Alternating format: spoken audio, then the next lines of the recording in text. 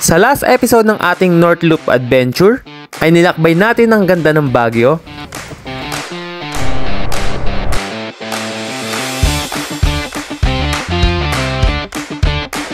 At ang unang beses ko mapuntahan na Ilocos Sur.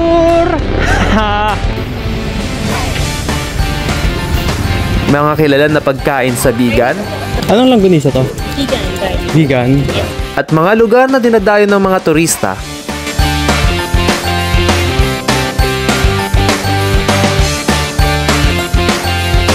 At ngayon ay babaybayin natin ang mga nagagandahan na tourist destination ng ating inang bayan.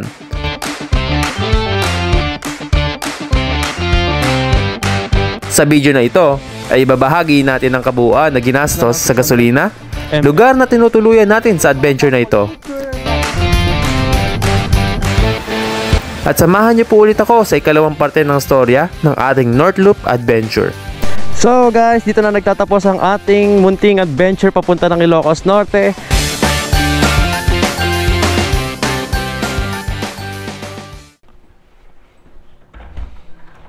Good morning guys.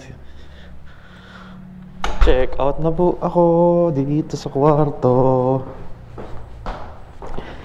Morning Pixie. Teka, nasa ko yung screen ng camera natin kasi nagmamoist. So ito yung gamit natin. Ito yung padded jacket ko. Nilagay ko muna sa likod kasi ang init eh. Maski ngayong umaga mainit dito sa Ilocos. Kaya medyo expect nyo mainit talaga pag pumunta kayo dito. 5:18 yung checkout natin eh. Today, it's 5:12 in the morning at July 1 na guys. Happy 1st of July. So ang first destination natin guys, ano tayo ngayon? San Juans, Kulili Point. So ang travel time natin is 1 hour 9 minutes. Actually malayo-layo rin to, 71 kilometers guys. So 1 hour 9 minutes, 71 kilometers. Let's go. Thank you po sa pinagstayan natin. Thank you po, thank you po. At nandito na tayo sa Arco ng Ilocos Norte. Na halos nakikita ko lang dati sa postcard. Nakikita ko lang sa mga post ngayon sa Facebook. At ngayon, mapagpa-picture tayo.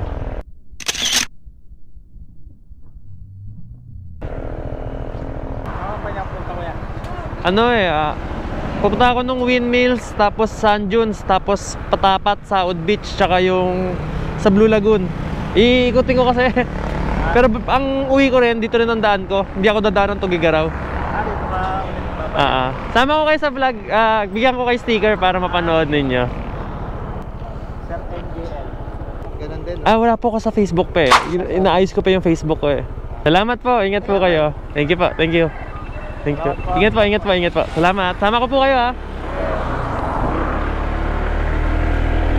Shoutout sa mga new subscriber natin doon. Ang bait ni sir kasi nagpipicture ako ng motor ko, biglang sabi niya, sir, picture na kita. Ako naman, sige. So guys, nandito tayo sa Paway. May nakalagay rito yun, no? Paway Church, Malacanang of the North, Paway San Juans, tsaka Paway Lake. So 10 minutes pag nakita nyo tong sign na to. Tapos natapat natin yung Paway Central Elementary School. Sa likod niya yung Paway Church eh. Kakaliwa tayo rito. Tanong muna natin, sir, pwede ba dumaan dito? Thank you po. Pwede na, sabi nito. Gulat ako kasi puro buhangin eh. Dahan-dahan lang tayo rito guys. Ayoko matulad sa mapa nuepe ko. Lambot ng buhangin. Lambot ng buhangin. Lambot ng buhangin. Lambot ng buhangin. Dahan-dahan lang. Mas dahan-dahan lang. Mixi lang naman to. Yan, okay na. Sheesh! Ayun na. Dan. Wow! Ang ganda! Sorry guys, ngayon lang nakita ng ganitong lugar. Lahat, shit lang, buhangin ulit. Kaso, walang mga tao. I don't know. So guys, nung pumunta ako rito sa Kulili Point, wala ako nakita mga nag-adventure. So ang recommended na pumunta raw ay dito sa may Paway San Juans Adventure. So, ang nasa mapa na pinakita ko, diyan kayo pumunta pag gusto nyo mag-activities.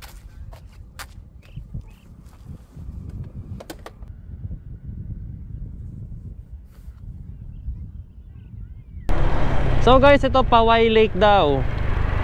Wow! Sheesh! Wait lang po, pwede ba mag-video? Videohan ko lang saglit, ang ganda.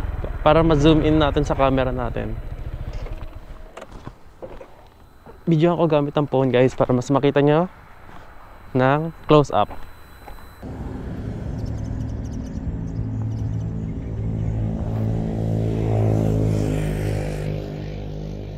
So yan yung Paway Lake. Uy, may paro-paro. Papunta tayo rin sa windmills. Ang maganda lang din ng biyahe ngayong weekdays, pag nasa mga gantong tourist attraction ka, tourist spots, hindi ganun kadaming tao. Kaya na, Bangi! Welcome to Bangi! Bangi Windmills. We're entering the zone. Pinapakaliwa tayo. Dito raw yung windmills eh. Tapos kanan tayo rito. Sinusundan ko lang si Google Maps ha. At ayan na nga, bumungad na sa harapan natin yung mga windmills. Natatak pala na Everest sa tapat ko, pero ayan. Ito yung view. Oh, galing din yung gumawa ng mga windmills na to. Paano nila nagawa yan? So ito guys, may mga tao dito. Wow, ang ganda. May mga tao dito, pwede naman mag-picture dito. Dala yung sasakyan ninyo. Hanap tayo na may magandang spot. Medyo dun tayo. Kasi nakuha na tong spot na to ng mga... Nakuha na nila yung spot na yan eh. Dito tayo.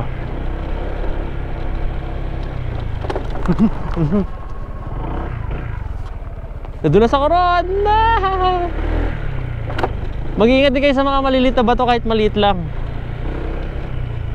Ito, medyo may part na buhangin, may part na matigas, kaya dahan-dahan. Ito na, nadudulas-dulas na ako. So guys, ang dami ko na na-picture dito sa windmills. Napuno na yung cellphone ko. Ito yung mga sample picture na kinuha natin kay PCX. Tapos lagyan ko rin ng ito. Lagyan ko rin siya ng video clips. Ayan, ganyan. Nag-arte-arte tayo rito sa windmills. Eh, wala naman tao. Solo natin yung beach. Walang tao, pero may tao doon. Ayan, sa dulo may mga sasakyan. Kaya Humiwalay kami ni Pixie. Kaya maganda rin pumunta ng weekdays kasi ganito nga, walang tao. Pag naglalakad sa background ninyo, solo nyo yung pwesto pag weekdays kayo pupunta. Kaya ito, sa next destination na tayo. I think Saud Beach na. Titignan ko ulit sa Google Maps. Nakakalimutan ko yung mga pupuntahan natin eh. Kaya tinitignan ko ulit yung next itinerary natin. Pero I think we're going to Saud Beach na. 32 minutes away lang siya guys. 32 minutes away yung Saud Beach. Simula dito sa Bangi Windmills, 19 km. Ayan na yung next destination natin. Paalam, magandang Bangi Windmills. Salamat po. Wala tayong binayarang environmental fee rito. Thank you po, thank you po. Huwag po natin kalatan yung lugar. Ingatan po natin to. Guys, grabe, ang ganda ng daan dito. Bukid na bukid. Ang problema ko ay gasol. Kailangan ko makita ng gas station. Low 1 bar na ako, nagbi-blink-blink na.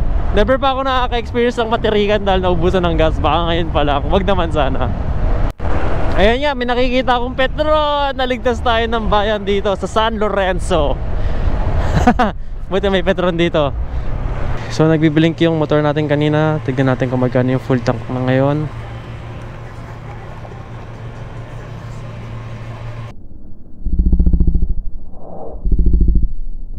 .4 liters. Natira na lang 600 ml, no? Hindi, may ano pa, may space pa. Sabihin natin 500 ml na lang natira. Nagbibiling kanina yung gas. Buti yung mabot tayo. Guys, kita ko na yung arko ng Pagudpud. Kailangan natin makapag-picture dyan. Ayun, doon tayo sa likod ng kotse yung pula na nasa kanan. Picture lang tayo dito.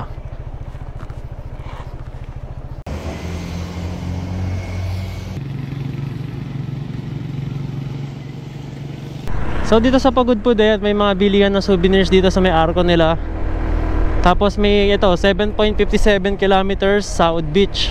Sa akin 8.1 nakalagay kanina. So malapit na tayo. So yan po, kinukuhanan ko po siya ng small clips na medyo na-zoom in siya at medyo mas malinaw para at least na-share ko po sa inyo yung mga dinadaanan natin.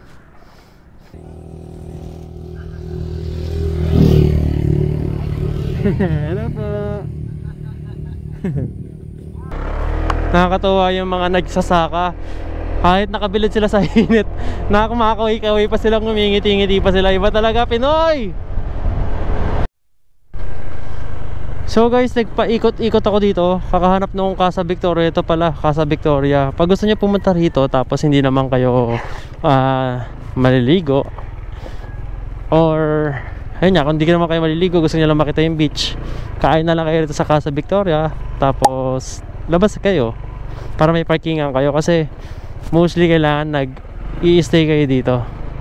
Tanong tayo sa information, magkano din ang overnight, tapos pagkakain lang. Tanong natin magkano ang overnight dito. Tanong lang po, magkano po ang stay-in ninyo? For one person lang po. Ito yung room. Yes. Yung 1.5 na standard room, ito yung pinakamura. Yes, sir. Good for 2 people na po to. Yes po. With free breakfast na po siya. Free breakfast, okay. 2.6 ang couple room. Okay, salamat po. Paano po pag magkakain na ako sa restaurant? Okay lang naman. Okay lang naman po. Basta kung maliligo lang naman, sir, additional 100 pesos Apa. per entrance fee na po yan. Ayan o, pag maliligo daw, 100 pesos para sa entrance fee. Hindi naman po maliligo. Gusto ko lang po sana videoan yung beach eh. Okay lang ba yun? Okay lang naman. Salamat po. Proceed na lang po tayo, sir. Sige, salamat. Tabi ka na lang din to. Thank you po. So 100 pag magliligo kayo, parang day tour. Kung may sasakyan kayo. Punta tayo sa restaurant. Saan ba restaurant dito?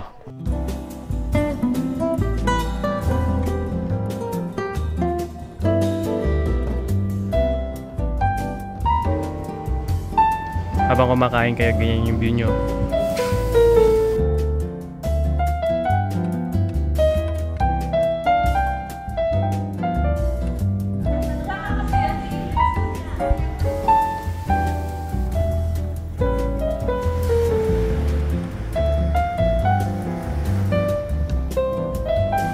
So guys, yung dagat nila, ang ganda ng buhangin kasi malambot lang siya, white siya. Tapos yung dagat naman malinis. Pero may papakita ko sa inyo na nakakalungkot. Ito. Tignan nyo guys, ang dami nag-iiwan ng basura, grabe. Napakaganda po ng dagat tapos kakalatan ng ganyan lang. Ito pa oh. Ayan pa po. Grabe naman guys. Pwede naman po enjoyin ng hindi kinakalatan. Sayang lang kasi. Tapos wala pa ata naglilinis dito kasi dapat kami naglilinis ngayong umaga, natanggal na po iyan. Okay lang naman magbayad ng environmental fee basta linisin sana yung dagat. Pero for sure may maglilinis naman yan. Hindi nga lang agad nalilinis. So guys, ito yung Casa Victoria Beach na logo nila. Kakalabas lang natin. So kumain tayo ron. Tapos ayun nga, ito yung pinakita ko sa inyo yung magkano yung rate nila. Pinakamura ata nasa 1.5, di ba? So diretso na tayo sa Blue Lagoon at doon na tayo maghanap ng pag-stayan. Sana meron tayong makuha budget na 1,000 lang. Ang kukunin ko po ngayon ay overnight stay kasi bukas pa naman tayo mag-check out.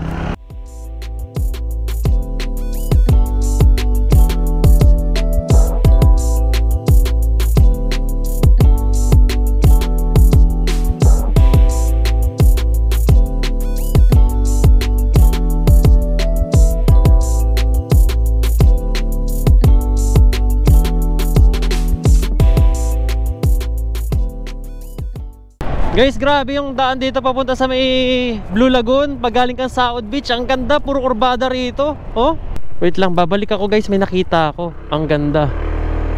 Para siya ang tourist spot din. Ito, Tumang Rock ba? Oo, ganda. Tumantang Rock. Sama natin si Pixie. Pag nagpipicture tayo, dapat kasama si Pixie, hindi yung puro ako lang. Nice, ang ganda. Ito ang Tumangtang Rock na matatagpuan nyo pag papunta kayo sa Blue Lagoon. Walang katao-tao! Laking tulong din ng modular helmet pag init na init kayo at kailangan nyo ng hangin. Oh, ito pala yun guys. Sinakita natin para may kuweba, Bantay Abot Cave. Ayun oh. Sa ilalim.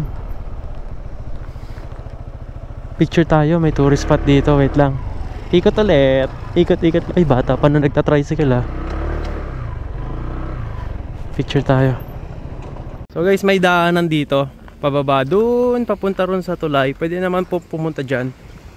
Para makita nyo ng buo yung kuweba. Holy shit! Ang ganda! Ang ganda! Pakita ko sa inyo itsura ng Blue Lagoon habang nandito tayo sa taas. Kasi hindi nyo na gano'n ma-appreciate pag nasa baba eh. Para sa akin, parehas maganda ang South Beach at ang Blue Lagoon Beach kasi parehas mo silang may enjoy at may kakaiba silang tema sa karagatan. So nung dumaan ako dito, sobrang na-curious talaga ako kaya ni-research ko agad kung ano ang nangyari sa lugar na to. Dahil napakalaki ng establishmento niya pero abandoned na siya. Maraming nalungkot na Pilipino nung nalamang nagsara na ito dahil daw sa dulot ng super typhoon dito sa Pagudpud. Isa sa mga pinakasikat daw na resort dito sa may Pagudpud dahil sa ganda ng infinity pool niya, zipline activities at maraming kwarto na para maging accommodation ninyo sa pagstay nyo rito sa Blue Lagoon. May sabi-sabi rin na namatay daw ang original owner kaya nagkaroon ng dispute sa tagapagmana ng lupain kaya hindi na nila napaayos ito. Sayang guys oh.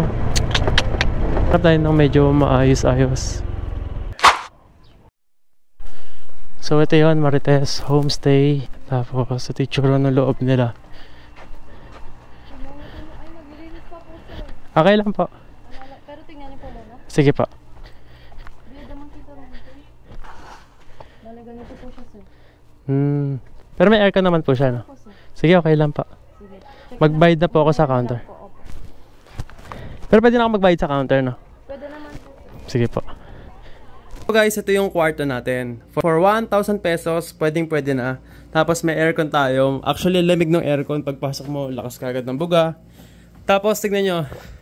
Check-in is 2 PM, check-out is 12 noon. Actually, 12:54 pa lang. Pumayag na sila mag-check-in ako. Kasi wala naman tao since weekdays. Nalinis na yung kwarto. Ayun. Kasi medyo maaga ako eh. Tignan natin yung banyo.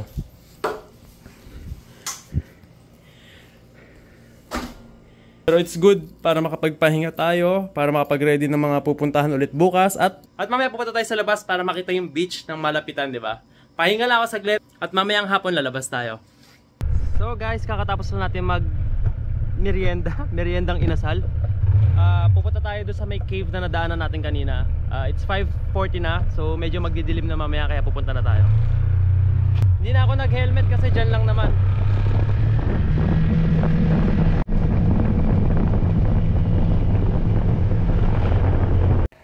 So guys, nandito tayo sa Bantay Cave ulit. Tapos nakikita ko may hagdan dito. Yun yung bababain natin. So guys, nakikita nyo na nandun yung motor natin. Tapos bababa tayo dito.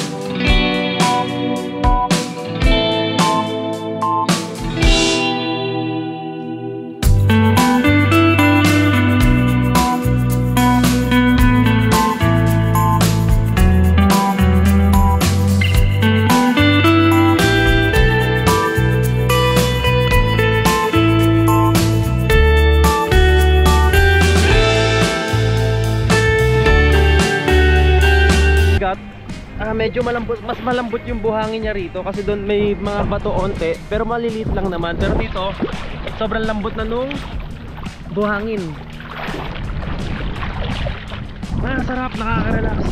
Ang ganda ng windmills guys, may windmills sa likod natin. First time ko maligo na may ganyang background sa likod ko. So guys, ito nga yung day 3 ng ating adventure kaya medyo nag-relax muna tayo ng umaga at in-enjoy ang ganda ng view dito sa Blue Lagoon. At samahan nyo ako mag-breakfast at ipagmamalaki ko sa inyo ang pagkain ng Marites Homestay na Chicken Inasal. Napakasarap nito guys, napakalinamnam hanggang loob. Talo pa mang inasal. Di ako gano'n nag-expect nung una pero nung natikman ko, sobrang sarap. So good morning guys. Ito nakapag-check out na tayo. Naayos ko na rin yung gamit natin. Tapos pupunta na tayo ng Patapat Bridge. So sa mga nagtatanong gaano kalayo yung Patapat Bridge dito sa Blue Lagoon, 13 minutes away, tapos 7.6 km lang. Cold start ko lang yung motor. So kung balak nyo magdala kayo ng pagkain, ayan o, tapat lang siya mismo ng Blue Lagoon na bato. Ayan o, diba? Malapit na malapit lang sa dagat, tapat niya mismo. So if balak nyo magstay dito, very recommendable siya. Tapos if gusto nyo magdala ng pagkain, tapos ng mga panluto na appliances, may additional charge lang pero pwede naman. Mababait yung mga tao nila, tapos masarap naman yung pagkain. Ito sayang to guys oh, na-abandon na. Ang laki pa naman ng pwesto nyo, ang daming kwarto no? Imagine nyo ilan yung mag-i-stay dyan.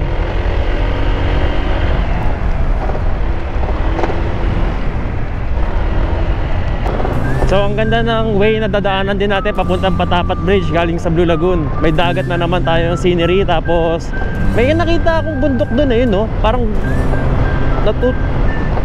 kinakalkal eh, kasi yung buhangin niya nalalaglag, yung lupa niya nalalaglag. Yan nga po yung nangyayari sa itaas na nagbabagsakin yung mga lupa.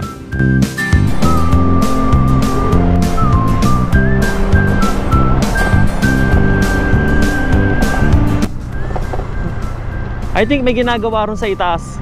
Ayan, pag nakita nyo rin dito na marami nakahinto, ibig sabihin nandito kayo sa Patapat Bridge. Ang daming tao.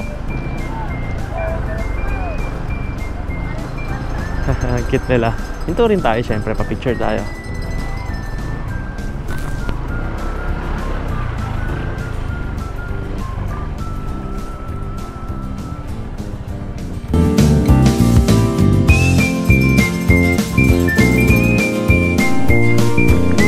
So guys, dito na nagtatapos ang ating munting adventure papunta ng Ilocos Norte. Sana na-enjoy nyo yung biyahe namin kasama namin ni Pixie. At nakatulong yung mga information na naibigay namin sa inyo kung balak nyo rin mag solo ride or may kasama kayong kaibigan. Comment lang kayo sa akin guys kung may mga katanungan kayo. At pakita ko lang na ito pala yung total na ginastos natin. So hindi ko na sinama yung pagkain kasi nga depende naman sa tao kung magkano yung pagkain mo, ikaw na makakapag-budget nun. Maraming salamat sa pagsama sa storya ko papunta rito sa Ilocos, at kita-kita tayo sa susunod na mga biyahe ulit. Ito nga pala si Sir MJL at si Pixie, maraming salamat sa pagsama at see you soon. Sa mga susunod na video, ito yung mga nangyari sa atin nung pauwi na tayo papuntang Manila. So bumalik tayo sa bayan ng Bigan para bumili ng mga pasalubong. Sikat dito yung mga bagnet, langkunisa, chicharon.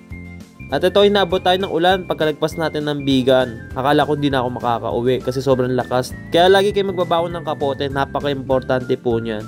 At sobrang laking tulong din itong step grill natin. Diyan ko muna nilagay kasi umuulan-ulan eh. Ito na nga po yung pinakahuling gas natin. Bago umuwi, pumunta tayo sa sikat na bake shop dito sa may Pangasinan, ang Cletos Bake Shop. Napakasarap ng mga tinapay nila rito at ito ang paborito ko, tupi pie.